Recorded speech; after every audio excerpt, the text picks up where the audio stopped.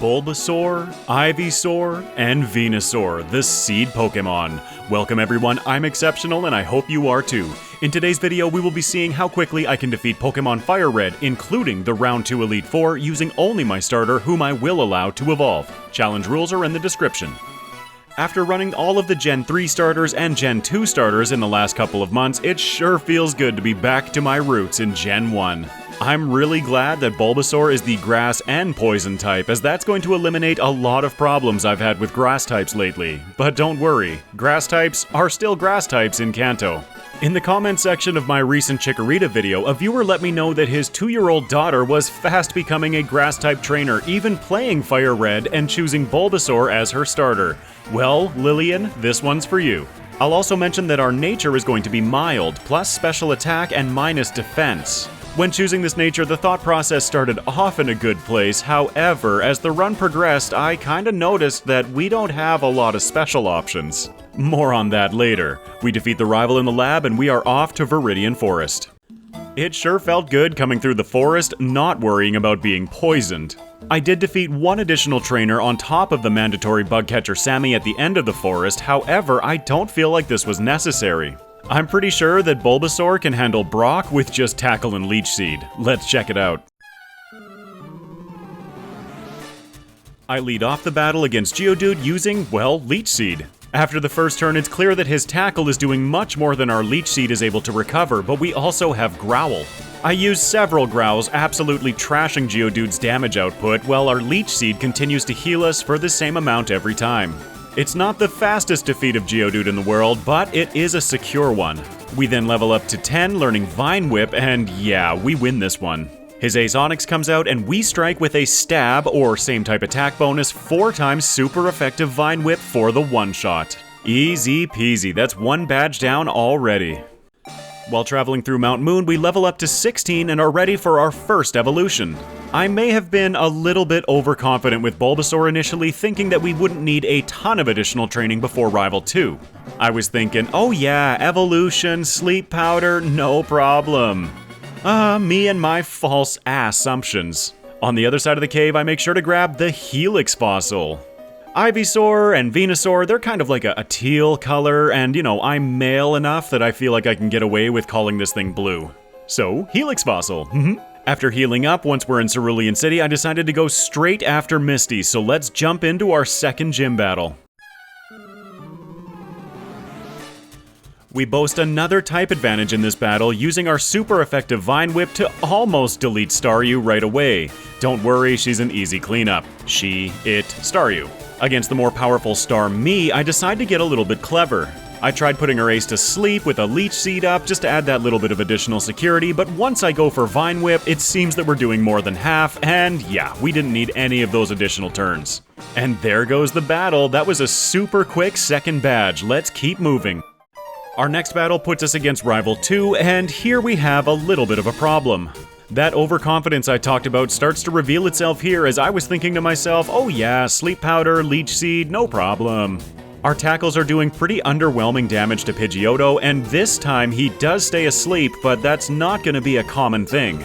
Ugh, Bird Brains and his sand attacks, I swear. I did swear, I swore a lot in this one. The biggest problem with Sleep Powder is that it only has 75% accuracy, and even without getting tagged by one of those darn sand attacks, I just cannot seem to put Charmander back to sleep, and he finishes us with Ember. This same type of situation unfurls a second time, and then in the third attempt, we do see success. In this section of the game, our best coverage move for these Pokemon that we're weak against is Tackle, and yeah, Tackle's not great. We'll be remedying that almost immediately after this battle, but right now we needed that sleep luck to get through. In the next run, I might make a note to do a little bit more grinding through Mount Moon just to make this fight that little bit more consistent. You know what they say, slow is smooth, smooth is fast. We defeat Rival 2 and continue down Nugget Bridge. On the next route, I make sure to pull down Camper Flint in order to gain access to TM43's secret power. I refer to this move as Discount Body Slam a lot, with 70 base power and a 30% chance for a secondary effect based on terrain. Down on the SSN, I'm doing some fairly typical item collection just because I don't know if we need it or not yet. Venusaur, after all, does have a reasonable amount of bulk. That may serve us well with rest in the future, who knows? Going back to secret power, that's 70 base power instead of 40, and that 30% chance for a secondary effect most of the time in this run is going to be paralysis. It definitely serves to make the Rival 3 battle that much less threatening. Less threatening, he says as he walks right into Kadabra's trap. I put Pidgeotto to sleep right away, and then 2 secret powers takes out Bird Brains. Oh, so much nicer than Tackle. For the first time I think ever though, the rival sends out Kadabra next. I've talked about avoiding this in the past, but I walk right into Kadabra's trap, getting disabled. We do manage to take down Kadabra with Razor Leaf, but he did manage to get into Kinesis, which once Charmeleon enters the field really hurts. Especially when Charmeleon keeps going for his own smokescreens. Wait a minute, am I just now realizing that this team has Sand Attack, Kinesis, and Smokescreen? I no longer feel bad about using Substitute in so many runs. Just kidding, I never felt bad in the first place. With our accuracy trashed, it's no surprise that we just cannot land the hits we need to finish this battle. Charmeleon takes us out. We wipe again to more accuracy shenanigans after Pidgeotto got 3 sand attacks off, but in this attempt we see success. I knew better than to use Secret Power turn 1 against Kadabra using Razor Leaf and getting the critical, alright.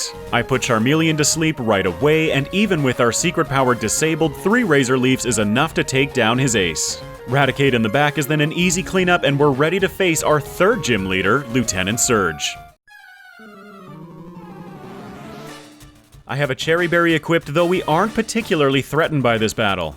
The Grass type finds itself in another advantage in the 3rd gym with a resistance to the Electric type moves that Surge uses. I can clear out his lead Voltorb and Pikachu with a single shot each of Razor Leaf to avoid making contact. I continue using Razor Leaf against his ace Raichu, doing about half damage it seems. He used Quick Attack for 9 whole damage. Raichu's physical defenses are lower than his special defenses, so I switch to Secret Power and the battle is over. With 3 badges under our belt, we can progress into the mid-game.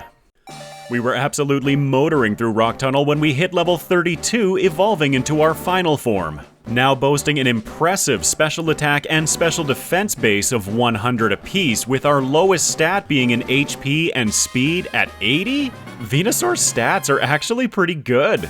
The same cannot be said about our Learn set in this game, however, I was hoping that the stats would be enough to pull us through.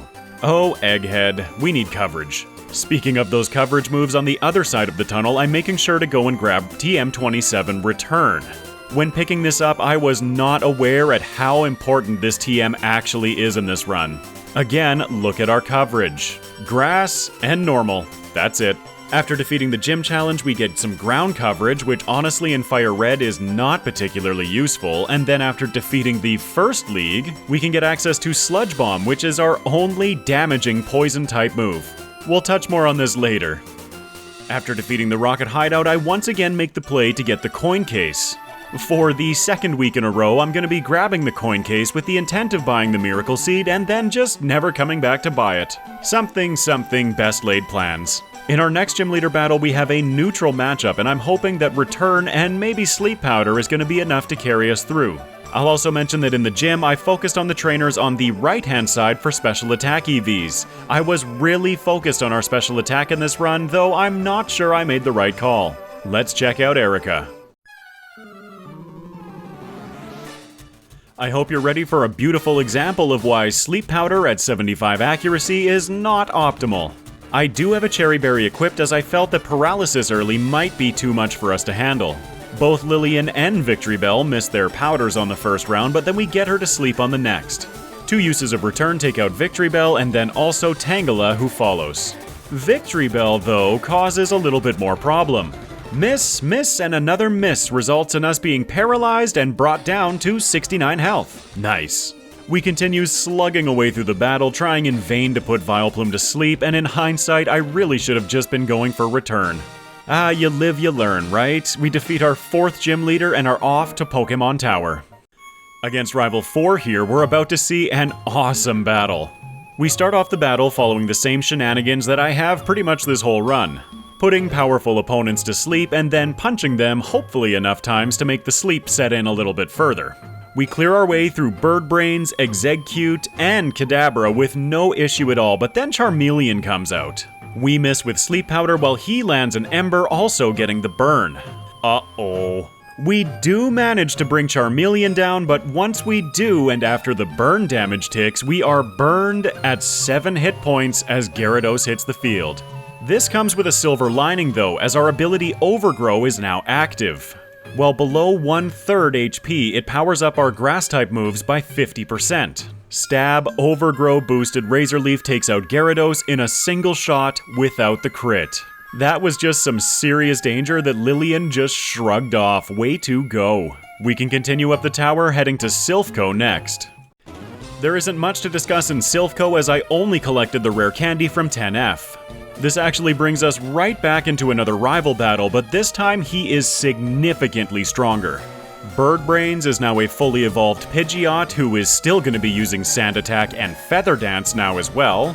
Easily one of the more annoying members is actually Exeggcute, who's just gonna sit there trying to paralyze me every turn. Oh, which he does successfully in this battle, which ultimately leads to our downfall. A fully evolved Alakazam, who's not that threatening, only knowing Future Sight, but also his ace has now fully evolved into a Charizard. From my lovely experience with Parasect last week, I know that this Charizard's speed is 92. We were above that at the start of the battle, however, now that we're paralyzed, no chance. There's no way this far into the battle that we're surviving Charizard's stab super effective flamethrower. After resetting twice more, it became clear that we just weren't ready to take on that battle yet. So I pivoted south heading down Cycling Road. Before coming down this way, I did stop at the department store to max out our vitamins, again focusing primarily on special attack. I have been avoiding as much grinding as possible, trying to see what Venusaur is capable of. There isn't a lot to report in the following section, however, I do have to mention that my bike skills at 4 times game speed have definitely improved over time. I mean, I'm still bonking on every other wall, but hey, better is better, right? Good job, me. I cruise through the Safari Zone ready to take on our next gym leader, Koga. At level 41, we learn Growth, replacing Leech Seed. This allows us to set up our special attack by 1 stage in battle, and you can start to see where my mind was when I was thinking about special attack. I tried setting up against his lead Coughing, but he woke up pretty early getting in a smokescreen. Ugh, accuracy. Speaking of accuracy, against Muck I managed to get all the way up to +6, but after a certain point I just decided to keep spamming Growths because he was just spamming Minimize. I would rather play for the one shot than trying to hit him twice. It takes us quite a few turns to finally land a shot, however, once we do, Muck has dropped us to 43 HP, once again putting us into Overgrow range. +6, Stab, Overgrow boosted, mind you resisted, Razor Leafs end up nuking the rest of Koga's team. I feel like we might have been able to take one more hit in this battle, though probably not from his ace Weezing, so when his health bar dropped to 0, I was thrilled. Admittedly, there have been a couple of hiccups throughout the run, but Venusaur is feeling pretty strong right now. Let's pop back to that Rival 5 battle. So that thing I said about Venusaur feeling strong, I take it back. We're actually coming back to this battle after a few more attempts, and I've left to do a little bit of grinding. I've leveled up to 45, and it's become clear in this battle that we simply need our luck to line up. With no great options to mitigate any damage coming from the other side, we pretty much have to just rely on sleep. Our damage output is not high enough to get the one-shots that we would otherwise need. Again, once we're paralyzed by Exeggcute, the battle is over. Charizard is just too strong. After a couple more wipes, I've decided that setting up fully against Pidgeot seems to be the way to go. If we take too much damage or too many sand attacks, then it's simple enough to reset on his lead. In this attempt, I managed to get all the way to +6, taking only 1 sand attack and 1 wing attack. This allows us to get rid of Exeggcute right away, which, by the way, I'm out of cherry berries, otherwise that might have been a solution here as well. Alakazam also falls, but this Charizard and all of the problems it presents. At +6, even 4 times resisted, our Razor Leafs are doing more damage than return, taking 3 to bring down Charizard while he snoozes away. Finally. Maybe that finally was a little unwarranted, but trust me, I've seen this Charizard take out Lillian enough times. You're gonna see a whole lot more in the future. With Rival 5 out of the way though, we can continue the gym challenge, targeting Sabrina next. Sabrina's battle feels pretty good. We have good speed and good physical attack, being able to take out her Kadabra, Mr. Mime, and Ace Alakazam all in a single return each. We miss the one-shot against Venomoth as she lands a Psybeam, also confusing us. From there, my heart rate definitely started increasing as we hit ourselves in confusion 2 turns in a row while she continues hammering with Psybeams. Are we about to get another reset? No. On the 3rd turn, we finally hit through and end the battle, collecting our 6th badge. Unfortunately, our journey now leads us across the sea to challenge the Fire-type leader. I've again been skipping as many trainers as possible, but then I got a little bit punchy in the Poké-Quiz mechanic in Blaine's gym. We do end up fighting 1 additional trainer, but that's okay. Aside from that, there's nothing to discuss in this section, so let's jump straight into our next gym leader battle, Blaine. I was pretty convinced that our only path through Blaine was setting up with growth and then hitting him harder than he could hit us. This did show promise, however, with the inconsistency of Sleep Powder and how many growths we needed to set up, this is just a little bit too dangerous. Every single one of Blaine's Pokemon knows Stab, Fire Blast. And when Growlithe hurts that much, you know that we're in trouble when it comes to that Arcanine. Jumping us ahead 6 resets, I've actually changed my strategy, but only slightly. It's still the same strategy of set up and win with grass moves, however, I've deleted Razor Leaf in favor of Giga Drain. Giga Drain is going to heal us for half of the damage that we're dealing.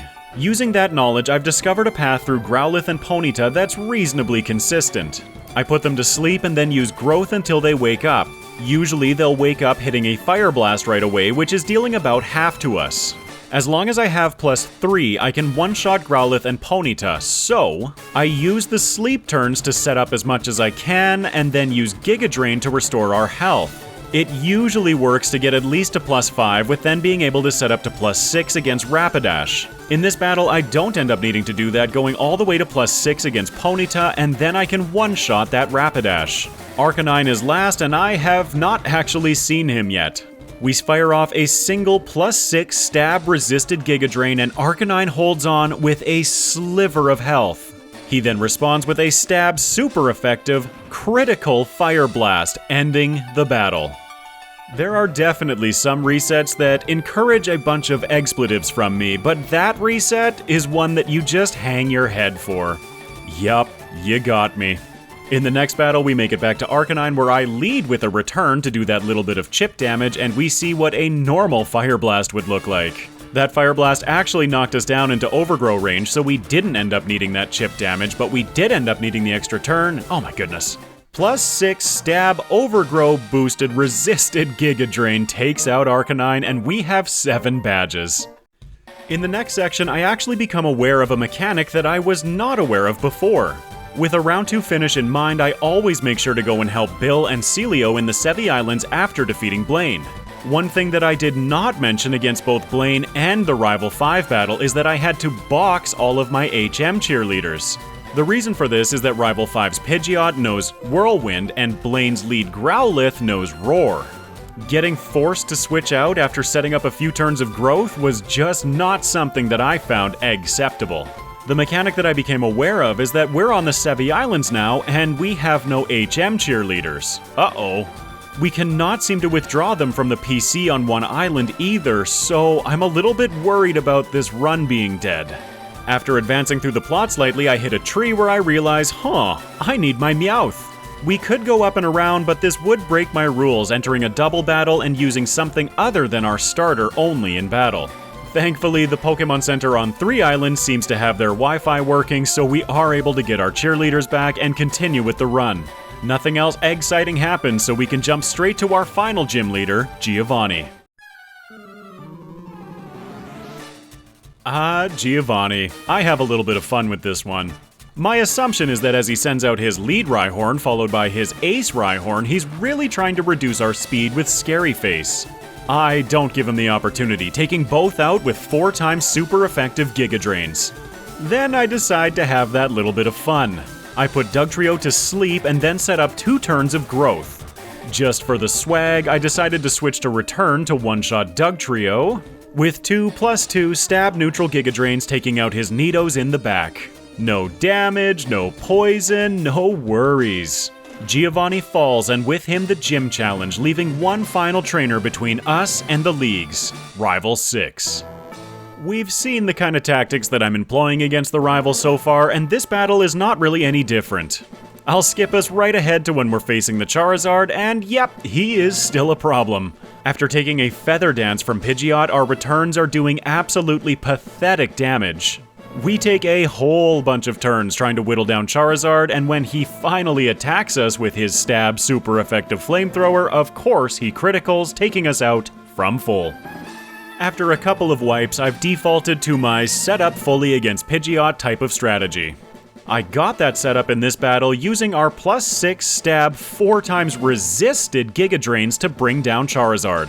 Well, actually, it was only the first shot actually, and that was a critical. Return without the Feather Dance does still do respectable damage. The rest of the battle is fairly laughable after taking out Charizard, so we are now ready to take on the Round 1 Elite Four.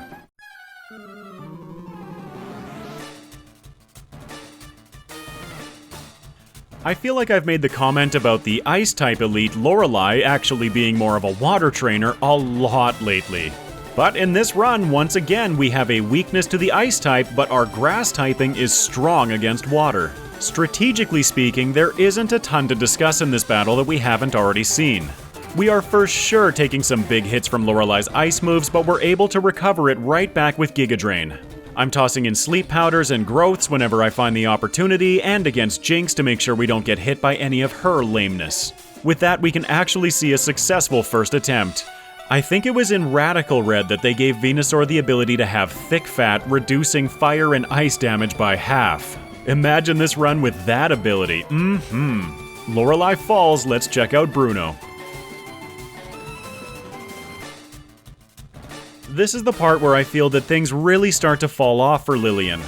Giga Drain is obviously going to handle Bruno's Onyxes, but his fighting types actually present a bit of a problem.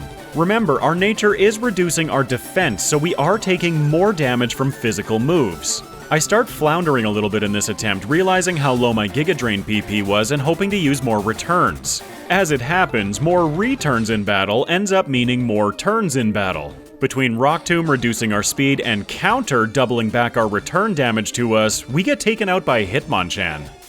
After a couple of resets, I decided to tie into those ethers I've been collecting throughout the playthrough to just restore Giga Drain's PP and win with the same strategy. Slow me down, beat me up, do what you will, Bruno, because every time you hit me, I'm gonna respond with a Giga Drain, healing myself back to full.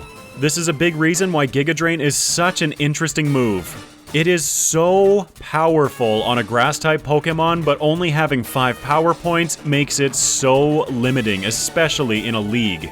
Speaking of being limited though, how about we check out Agatha? Before jumping into the battle, I just had to take a moment to look at Lillian, and look at our learn set, and look back at Lillian, and go, Ghosts. Poison. Return is not gonna hit her ghost types, and Giga Drain is gonna be resisted.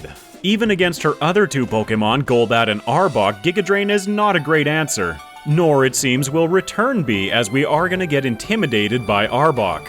We get taken out by Golbat, and no, that is not the footage being frozen. That's me sitting there thinking.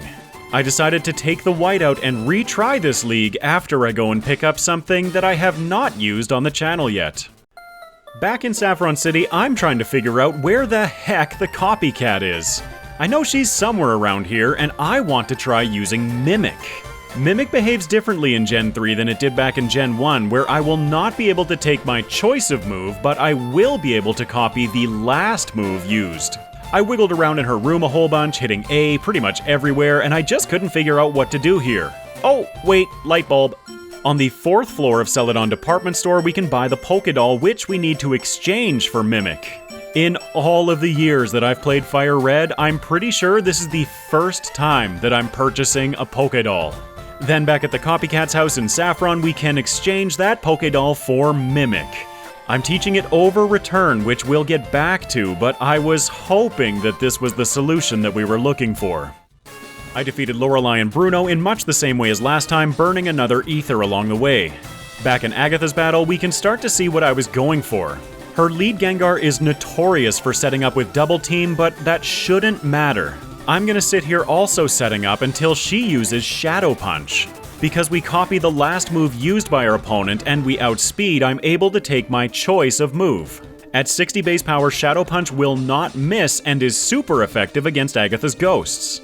This move combination definitely allows us to go deeper into the battle, however, we are still not ready to defeat Agatha yet. Her Haunter's actually going to be responsible for a few resets, both with Hypnosis and Dream Eater in this attempt and using Curse in others. 6 resets later and I've tied into our rare candies, now attempting the battle at level 65. That Haunter is just too much of a problem. We work through the battle using the same strategy, however, this time, now that we're at level 65 over 4 damage rounding thresholds, we can one-shot Haunter. A second nifty benefit from being this high of a level means that we now also outspeed her Ace Gengar, avoiding even more damage. What can I say, the rare candies had to happen eventually. Our Mimic strategy has worked, Agatha falls, and we can move on to the Dragon Master Lance. Lance I'm actually pretty excited about. At first I was thinking, oh boy, another grass type against Lance's flying types. How's this gonna work? But as it turns out, Mimic works great here too. I used the same strategy that we used against Agatha against his lead Gyarados, hoping to see him use Bite. Bite is a special move in Generation 3, so once we're at +6 and we learn Bite, it's time for a bit of fun.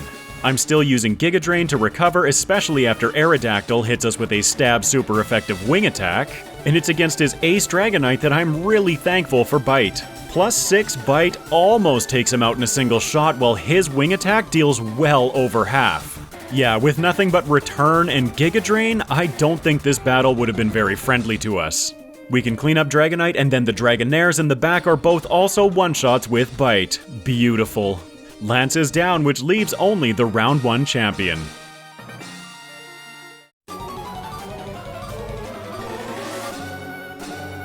This battle, though, is a massive problem.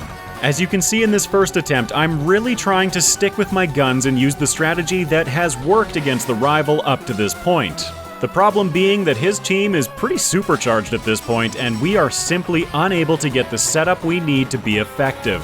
Another problem we face is that our Mimic options are actually quite limited. The only special moves I can see being useful in the first part of the battle are Alakazam's Psychic, which two-shots us, so that's out, or Charizard's Fire Blast, which also no. Don't worry, I will be trying to grab both of those moves in the next many resets. This first attempt, though, doesn't even make it past Pidgeot. So here we are, over 13 minutes later, with another 17 resets on the board. How are things going? Judges? Bad? Yup, bad. I've dumped our remaining rare candies into Lillian, now at level 70, attempting the fight over and over. As you can see, Earthquake has replaced Mimic on our set because that was our only physical move available. I really miss Return. I found a way through Charizard, though it's very inconsistent, but the 3 Pokemon in the back would always finish us off. The strategy is to set up successfully to +6 against Pidgeot, and then against Charizard, I use a first Giga Drain, taking a Fire Blast on purpose. That Fire Blast drops us into Overgrow range, so that our second Giga Drain, most of the time, could take out Charizard. Unfortunately, getting to +6 carries with it the risk of many sand attacks, so in this attempt I miss 3 Giga Drains in a row, finally hitting through, getting the situation that I wanted, but we're out of Giga Drains. And this was the point that I ran out of patience. I don't want to just blindly feed rare candies to these first runs, however, when things go wrong and I've made a mistake, that's what the point of the first runs is for. My mistake in this one was either teaching Return too early or deleting it too early. I took the save file and dropped it into PKHeX, changing absolutely nothing about Lillian except for I replaced Earthquake back with Return. It's still taken a few tries because this battle is super inconsistent, however, with Return on our side, as long as Charizard stays asleep for more than a couple of turns, we win. I mean, as long as Charizard stays asleep for a couple of turns and Pidgeot cooperates, then we see a successful battle. Return is able to 3-shot Charizard, and having that little bit of extra Giga Drain PP for the rest of the battle means that we have the recovery that we need. Like I said earlier, there were a couple of hiccups in this run, but overall we felt pretty strong. This battle absolutely humbled us. After 24 resets and about 16 minutes of time, the Round 1 champion has fallen. As we walk towards the Hall of Fame and I start thinking about Round 2, we're kind of in a terrible position. No rare candies, level 70, not great coverage, but hey, I see Swords Dance. Lillian clocks in with a Round 1 time of 1 hour, 47 minutes, and 29 seconds at level 70 with 54 resets. This took 4 hours and 32 minutes of game time. To the surprise of absolutely no one, the second I'm able to pick up Swords Dance, I'm gonna. We head over to 7 Island the second we get our Rainbow Pass, and on top of leftovers, I'm hoping that this makes for a better Round 2. Then, while clearing the Rocket Warehouse on 5 Island, we can pick up, finally, our first Poison Stab move. All poison moves are physical in this generation, so this is gonna work beautifully with Swords Dance. Hopefully. Let's find out.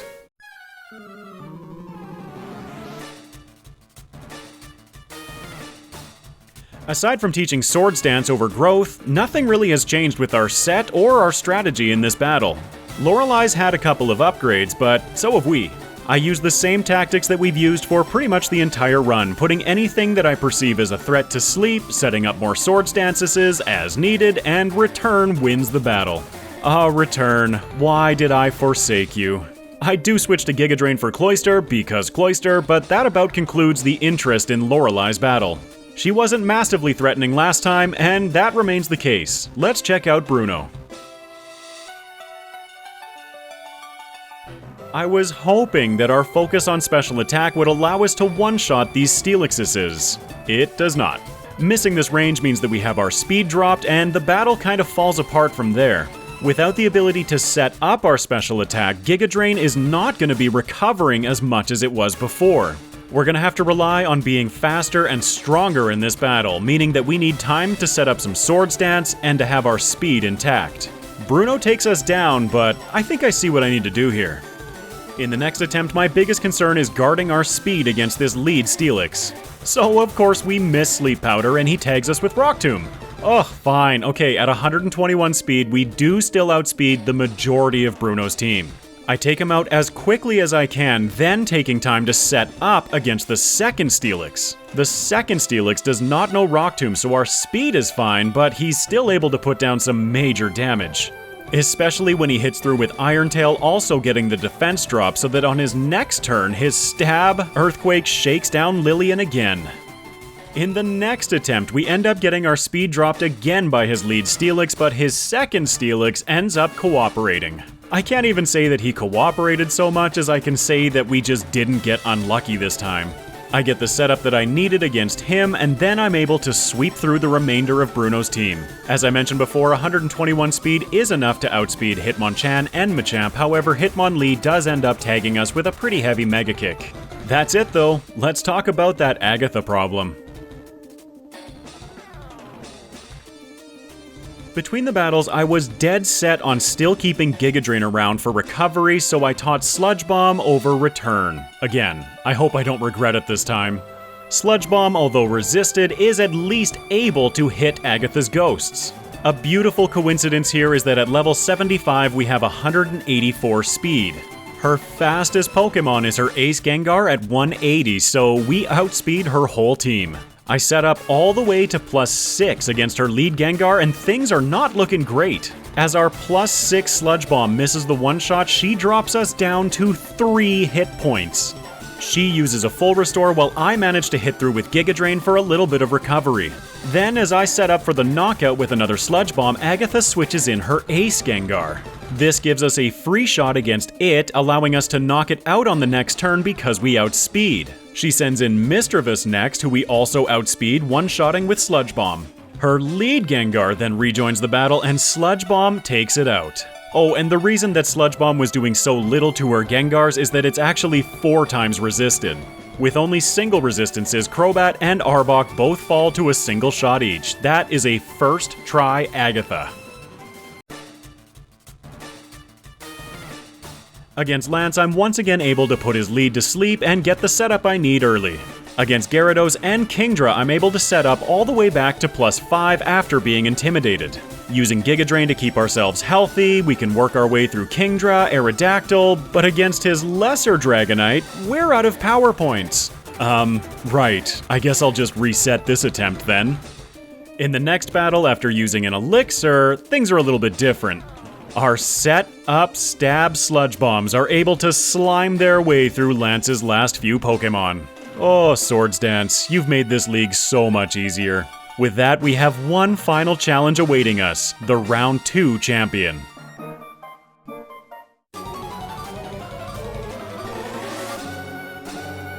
I know for sure that losing a stage of speed in this battle is going to be a death sentence. So in the very first turn against his lead Heracross, we miss, he hits a Rock Tomb, so I reset. In the next attempt, I am not interested in messing about with Heracross here, so when I get him to sleep, I set up a single Swords Dance, then taking him out with Stab +2 Sludge Bomb. Alakazam is next, and I don't want to see Reflect or Psychic, so I take him out immediately as well. T-Tar is going to be able to put a little bit of pain down on us with his Aerial Ace, but I did decide to set up one additional turn of Swords Dance. I can then use Giga Drain to two-shot him while taking a little bit of that health that he cost us back. Executor is next, and hard no, buddy, I'm not dealing with your sleep tactics, so I put him to sleep right away. I then set up one final SD, and +6 stab super effective Sludge Bomb absolutely deletes Pineapple Head. Charizard is next, but no worries, we outspeed him and our +6 stab Sludge Bomb handles him as well. We're down to our last Sludge Bomb as Gyarados hits the field, so I just decide, let's go for it. And Gyarados falls, the battle is over. With the power of hindsight, looking back at this run, I'm feeling like our physical side might need a little bit more love in the next run. We cannot discount our special attack though, so next run is going to be interesting to put together. Lillian clocks in with a round 2 time of 2 hours, 7 minutes, and 28 seconds at level 77 with 59 resets. This took 5 hours and 37 minutes of game time. Alright, no faffing about today, let's jump straight into this second run.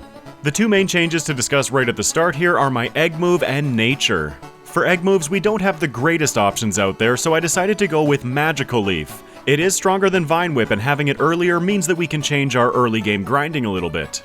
For our Nature, I'm actually switching over to a Lonely Nature, similar to last run, however this time reducing our defense is going to increase our attack instead of our special attack. This decision was geared primarily towards the late game, however once we get Secret Power it's definitely going to feel nice to hit things a little bit harder. This also is technically Bulbasaur's third run, as I did make it past Brock all the way to Mount Moon and then realized I didn't have repels.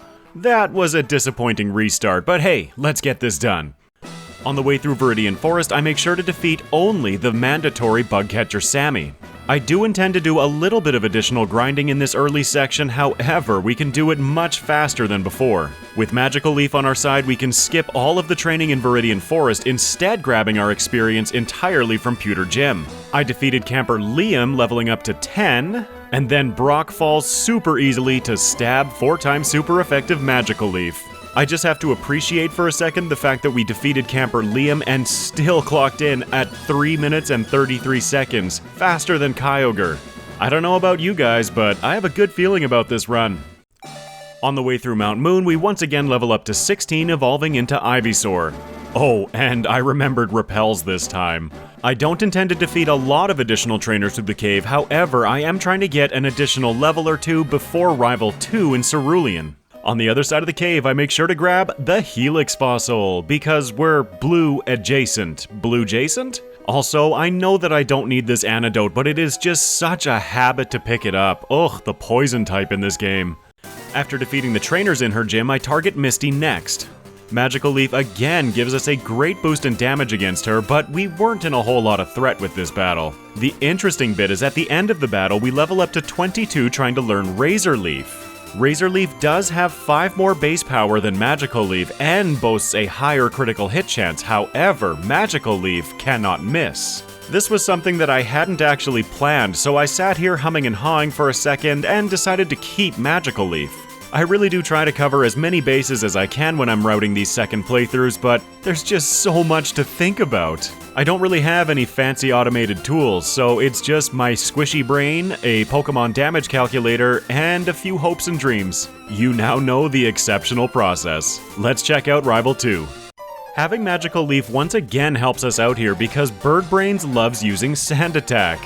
Given that Magical Leaf cannot miss, it gives us a consistent way of getting damage downrange even though it's resisted by his two biggest threats. We took one Sand Attack against Pidgeotto, but that doesn't end up mattering because it's Charmander that messes us up. More indirectly as directly, I would say, as once we knock him down into Blaze range, he hits an Ember, which also happens to get a burn. The Ember did big damage for sure, but it's that burn damage that ultimately leads to our first reset of the run. This is why I wanted to do that additional grinding, because this fight is pretty dangerous for us. In the next attempt, Pidgeotto goes exactly the same, getting tagged with a single Sand Attack, but Charmander stays asleep. We take him out in 3 turns, and then his Abra and Rattata follow suit. From there, it's the exact same route as last time, making sure to grab Secret Power, but once I head south towards Vermilion, I'm also making sure to grab our army of Meowths. Physical Focus, Hidden Power, Charizard, where have we seen this before? Regular viewers will likely know what HP typing I chose, but we can get back to that later in the run. On the SSN, Rival 3's Charmeleon once again gets the burn against us. This reduces our physical damage, so I switch to Magical Leaf, knocking him into Blaze range, so he does a bunch of additional damage with his next Ember. For the second rival battle in a row, we are resetting to a 10% burn. Ah, c'est la vie with grass types. On the next attempt, just like against Rival 1, Charmeleon stays asleep, and we're victorious. Ah, you just gotta love those RNG-heavy sleep strats. Rival 3 falls, and let's keep progressing. We absolutely crush Lieutenant Surge. Then in Rock Tunnel, we're once again ready to evolve into our final form, Venusaur. This is a great opportunity to point out the fact that even though our base stats are 82 in attack and 100 in special attack, with our nature and so far EVs that we've collected into attack, it is higher than our special attack. The fact that there are a plethora of attack EVs as opposed to special attack EVs is definitely going to help us through this mid-game. We're then quickly in that mid-game, following pretty much the same route as last time. One difference being that I am fairly consistently making sure to check our Meowths. I want Hidden Power. I then defeat Erica, paralyzed and at 69 health. Nice. And next is Rival 4 in Pokemon Tower. You know, it seems that we just cannot get by a rival battle without getting a reset, because we're about to see another. In our first attempt against him, it's actually Exeggcute that gets the better of us this time. He puts us to sleep and then starts spamming Confusion, which ends up confusing us as well. We then hit ourselves in Confusion twice in a row as he continues his Confusion barrage. And even though we take out Exeggcute, I wasn't thinking 100% clearly, switching to Return for Kadabra. We're well into Overgrow range, so I feel Magical Leaf would have absolutely knocked him out as we snap out of Confusion but miss with Return. Sand Attack. And bad decisions on my part, but let's blame Sand Attack. I attempt again right away, and we will see a success even though Charmeleon manages to get a burn again this time. Not this time though, buddy. Pidgeotto did not get a Sand Attack, so with our accuracy intact, we're not missing a bunch, and it's funny how the battle just goes better like that. Rival 4 falls, and we're off to Silphco. In Silph, the plan is pretty much the same, however, I am also going to be grabbing the Protein on 5F. I am not ready to take on Rival 5 yet, so after a little bit of item collection, it's time to hit the department store and buy our vitamins. After purchasing them, it's time to grind our way down Cycling Road. Given that we have a minus defense nature and Cycling Road is fairly dense with experience, I felt like this was a smart call. I'm more focused on my physical attack this time, and Cycling Road is chock full of both attack and defense EVs. Venusaur is gonna need grinding, and we're still hunting for Hidden Power from our Meowths. Then down in Fuchsia, after the Safari Zone, I'm doing a little bit of additional training in Koga's gym, again for attack and defense EVs. Magical Leaf actually changed how I thought about Koga as well. I decided that since Magical Leaf cannot miss, it would be a good idea, as Muck sits there spamming Minimize, to set up our special attack with Growth so that we can just nuke our way through the rest of the battle with Magical Leaf that cannot miss. What can I say? It worked beautifully. Koga falls, and then after a little bit more grinding, it's back to Silphco. In between, I cleared out the Fighting Dojo again for more attack EVs. Like I said, we just can't seem to find a rival battle that doesn't include a reset, this one included. We get Charizard to sleep successfully, but after one turn, he wakes up hitting a scary face. It may be better than being paralyzed, but it's gonna have the same effect. Charizard now outspeeds, hitting a massive flamethrower, taking us to red bar, but we do take him down. Unfortunately, Gyarados now also outspeeds us and ends the battle with Dragon Rage. The two main changes that I made from last run is that now we're level 50 after the additional grinding, as well as I do have a Cherry Berry equipped for Execute. I'm relying more on sleeping every opponent and taking them out with Return than simply setting up against Pidgeot and hoping for the best. That mentality of avoiding sand attacks makes Charizard much more consistent. As such, we do not one-shot Execute, so he will likely hit us with a Stun Spore, which is why the Cherry Berry is there. We have plenty of them with our army of Meowths backing us up, and you saw what happens when our speed is too low in this battle. Rival 5 falls, let's keep moving. This time we one-shot all of Sabrina's Pokémon, taking her out easily. And it's time for a little bit of additional grinding on the way south from Pallet Town towards Cinnabar Island. I'm again challenging a bunch of these fishermen because they have a ton of Seekings and Goldines on their team, which again feed us a bunch of attack EVs. I really hope that my idea with the physical side actually works. I then do a touch of additional training in Blaine's gym for some of those speed EVs. They're not super critical for Venusaur, but they are useful. I was trying to find a better way through Blaine, but really what we came up with last time, using Giga Drain and Growth, really worked. I fall back on that strategy again, but like I mentioned in the first playthrough, his Growlithe and Arcanine both know Roar. I managed to get all the way to +6 against Growlithe this time, then carving my way through his team until Arcanine holds on in red bar. With that level of setup, he absolutely goes for Roar, pulling out Pidgey. Now, this is technically a rule violation as we are using something other than our starter in battle, but I'm going to allow it. The reason is that, look at that last Giga Drain.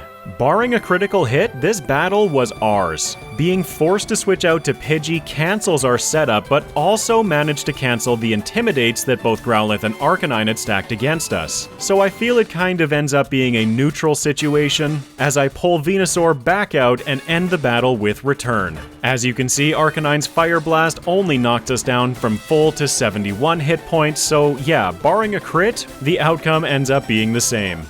Next is Giovanni finishing the gym challenge, and here's a quick clip of us missing Sleep Powder twice in a row against Charizard, getting absolutely nuked. I'll mention too that our physical focus has actually increased our damage pretty substantially in this battle. We are not able to one-shot Bird Brains, but the additional damage output is definitely helping. In this battle, Charizard stays asleep, and so like every other rival battle up to this point, we win! Also, can I just take a quick second to appreciate the fact that we finished the gym challenge in under an hour this time? Let's hope that that momentum carries into the league. Rival 6 falls, so let's jump right into it.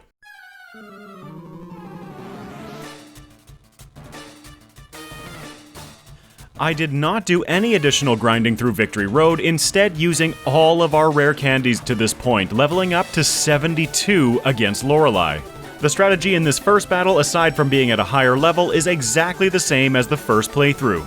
We use Sleep Powder when necessary, a couple of Growths, and Giga Drains will win us the battle. The levels we gained through rare candies were definitely not for Lorelei, but they are going to play a big part later in the league.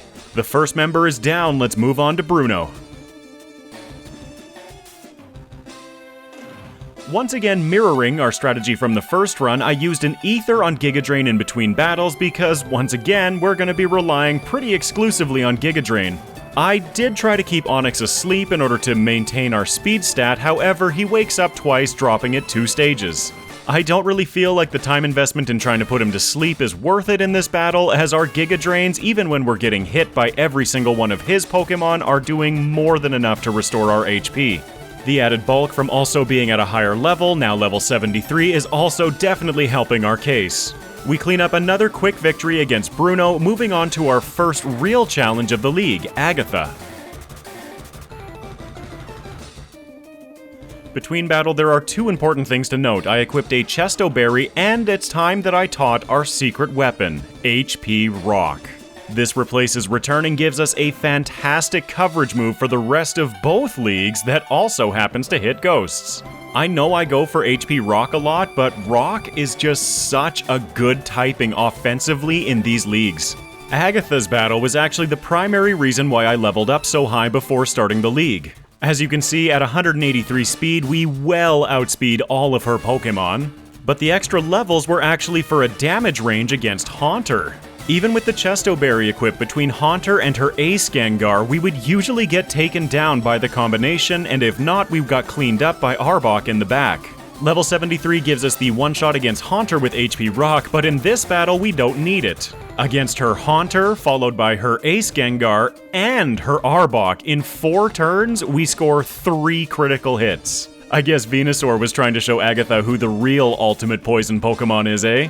She falls and we have 1 league member left, the Dragon Master Lance. For Lance, we aren't using Mimic and Setup Bite this time, so HP Rock is going to give us a great bit of damage against his team. Well, let's be honest, it's mostly for the Ace Dragonite. I have a Citrus Berry equipped in order to help prolong our ability to set up in battle, and against this lead Gyarados, I try going all the way to +6. I succeed in getting +6 with their Citrus Berry popping, and then +6 Stab Giga Drain takes out Gyarados, healing us almost back to full.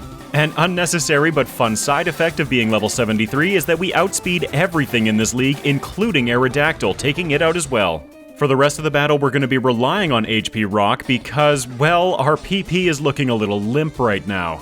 His Ace Dragonite, including his Citrus Berry, should fall in 3 shots without being put into heal range. He manages to tag us with a Hyper Beam, but that's honestly not that bad. With the amount of damage that his first Dragonair did to us, I was pretty concerned that these things might actually take us out. But no, with 1 use of HP Rock left, we finish the battle. Totally planned, totally in control. Let's check out that round 1 champion.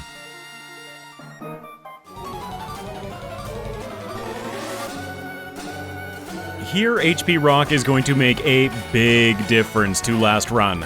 Against Bird Brains, again, our primary threat is being tagged by either a Sand Attack or a Feather Dance.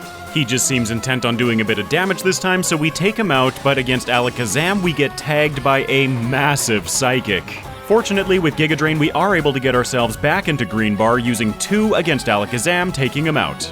Big Daddy Charizard is next, and it feels so good to fire a 4-time super effective HP Rock at his face, completely annihilating him. Feels good! Then against Executor, I decide to go for a little bit of growth and Sleep Powder tactics. He is the reason why I have the Chesto Berry equipped, because he's going to be going for sleep tactics as well.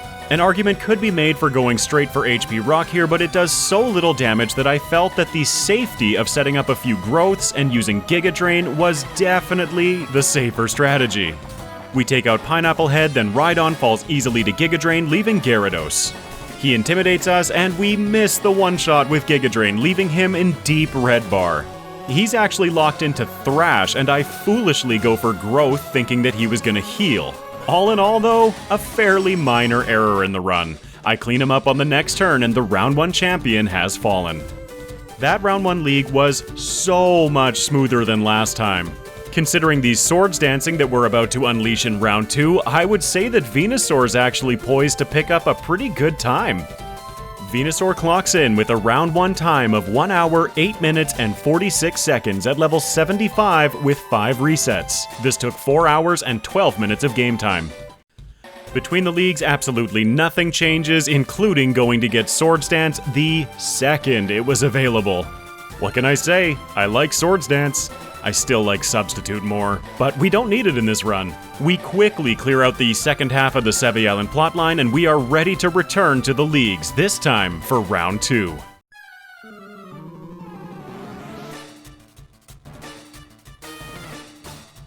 No additional grinding, no additional moves, no nothing. HP Rock, Giga Drain, Swords Dance, and Sleep Powder. Our opening set against Lorelei again reflects what we saw last run. What can I say? If it works, it works. I set up a single SD against her lead Dugong while she double teams, and then we sweep the battle. Much to my surprise, we actually even one-shot the defensive wall of Cloyster at +2. In testing, I actually went straight to Giga Drain most times because that's just what you do against Cloyster. I went with HP Rock in this battle with the thought of conserving Giga Drain PP, which actually doesn't matter at all. We're going to use 1 in this battle against Piloswine, and we're going to be deleting the move. Stab moves. Who needs them? Lorelei falls and we're on to Brew. No.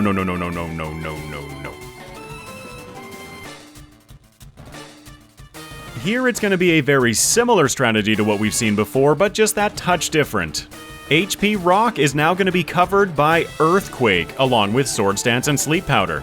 I again want to avoid as many Rock Tombs as possible, putting his lead Steelix to sleep. He does manage to wake up, hitting us with a single Rock Tomb while I set up to +4, but at 129 speed with the exception of Hitmonlee, we still are faster than the rest of his team. Or so I thought as we outspeed and one-shot him as well. 129 speed should be lower than him. I don't know what's going on there. Oh well, we're still absolutely crushing this fight. +4 carries us through his whole team with Earthquake. If only I could Earthquake Agatha as well. Let's check her out. I have a Lumberry equipped as essentially a get-out-of-jail-free card for one turn against her. We do outspeed her entire party, however, if they wake up and manage to put us to sleep, the battle can fall apart pretty quickly. Her lead Gengar tags us with a Psychic, but that's okay because we set up to +2 and then can roll through her next couple of Pokemon. Against her Ace Gengar, I know two things.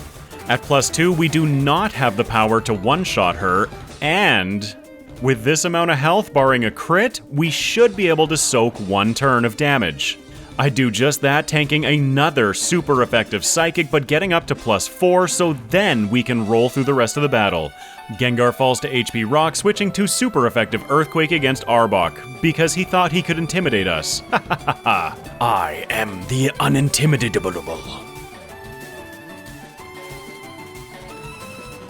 Against Lance, I have another error in judgment to discuss. As you can see, I've got a Lumberry equipped as a little bit of insurance against Gyarados' paralysis. Should he wake up and use Thunder Wave, that will give us one free turn. The plan is to set up 2 SDs while he snoozes, and then we can pretty much sweep the battle from there. Unfortunately, in this battle, he wakes up paralyzing us, triggering our berry, and then does it a second time. My error in judgment is that even though I was paralyzed and pretty much knew the fate of this battle, I decided to play it out anyway. On top of the extra reset, this does cost us a few additional seconds, which were just not necessary. I should have trusted my gut and reset immediately when we got paralyzed. In the next battle, things aren't looking much better as we miss our first Sleep Powder and Gyarados paralyzes us immediately. There goes that Lumberry insurance program I bought into. Let's hope that the battle gets better from here. Turns out it does. Gyarados stays asleep, allowing us 2 turns of setup, and then we rock our way through the rest of his team with HP Rock. Except Kingdra. I switched to Earthquake for Kingdra, but other than that, super effective HP Rocks clean up his team. We do end up also getting a critical hit at the end of the battle against his Ace Dragonite, but that was completely not necessary. As long as Gyarados was feeling snoozy, we had this battle locked. That leaves Venusaur with one final trainer to defeat, the Round 2 champion. Let's get it.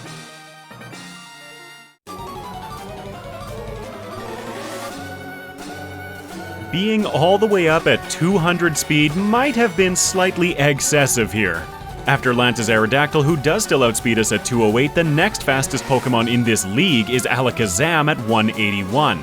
Am I just finding things to nitpick about in this run? I very well might be. In our first attempt against the champion, we get a beautiful setup against Heracross. He just sits there snoozing while I set up 2 SDs. Now at +4, we have 706 attack, outspeeding his whole team with 200 speed, covered by HP Rock and Earthquake. Yeah, we win.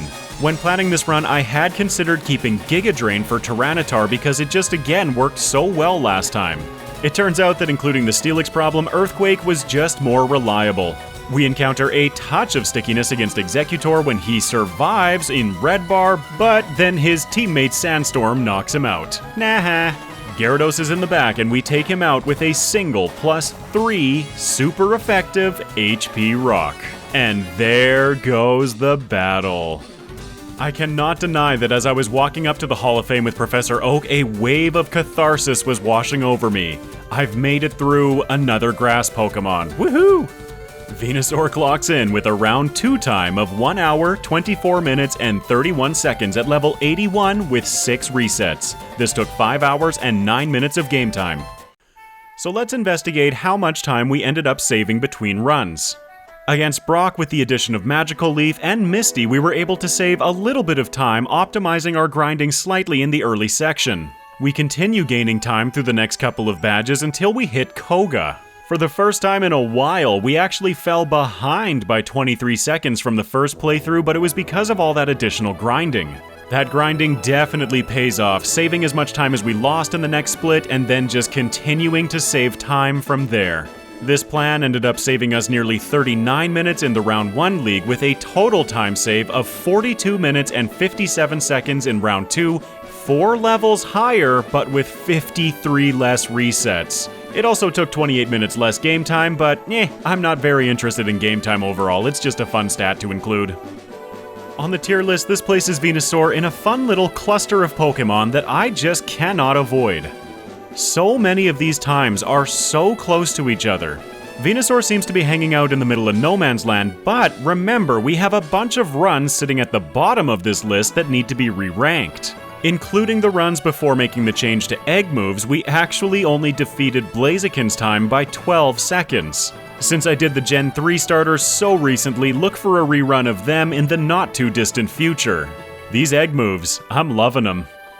I want to extend a special thank you to those of you generous enough to support the channel through YouTube memberships, Patreon, and Super Chat. Your support makes these videos possible, so I can continue putting all of my effort into producing this content for everyone out there to enjoy. From the bottom of my shell, thank you so much. And thank you for making it to the end of the video. I feel like I have to be honest here, this has been a great run devoting all of my time to YouTube. Given the financial pressure of real life and the state of the world right now, I'm having to admit that it might be time to go get another job. I'm not quite there yet, and I'm hoping that the work that I'm putting in right now will allow me to continue releasing videos on a consistent basis, even if I have to go divert my attention. Hey, it's just the world we live in, right? Being an adult is tough. My only ask to you would be to continue watching the content, sharing the videos, liking, and commenting. It helps so much. Pursuing a career on YouTube using my intellect and creativity to earn money instead of my back has been a fantastic switch in my life. And you better bet your butts that I'm going to continue pushing as hard as I can to bring the best possible content to all of you out there. The community that we've built has already been so impactful on my life. Thank you all for being here. Let me be clear as well, I don't want this to come off as a cry for money. I wouldn't have pursued the risk of starting a YouTube channel to support me financially if I wasn't prepared for the consequences.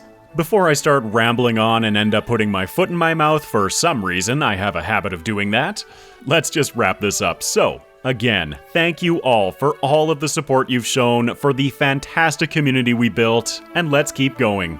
If I don't see you at Tuesday's stream where we continue our playthrough of Pokemon White, then I will see you next Friday for the Charmander line. Dragon Dance, Swords Dance, Belly Drum. Oh man, which egg move would you go for? We'll see what I come up with. Until next time, take care everyone.